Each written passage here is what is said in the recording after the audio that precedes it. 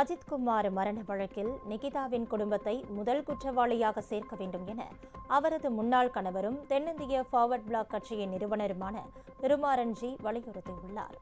சிவகங்கையில் செய்தியாளர்களை சந்தித்த அவர், நிகிதா தாம் உட்பட 3 பேரை திருமணம் செய்துவிட்டு வரதட்சணை வழக்கு தொடுத்து காவல்துறை மூலம் நெருக்கடியை ஏற்படுத்தியவர் என்று குறிப்பிட்டார்.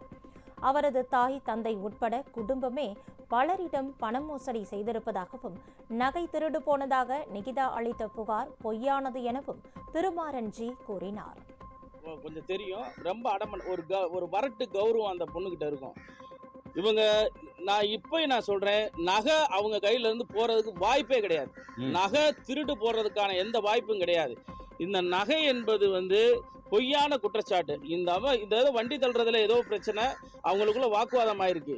தன்னுடைய ஆளுமையை நிர்ணயிக்கணுன்றக்காண்டி தான் இவங்க ஒரு 100 கால் போட சொன்னது. தன்னை யாரும் பெரிய ஆளுன்னு காட்டுறதுக்காண்டி ஏற்பட்ட ஒரு ஈகோ பிரச்சனையில தான் மரணத்தில் போய் முடிஞ்சிருக்கு.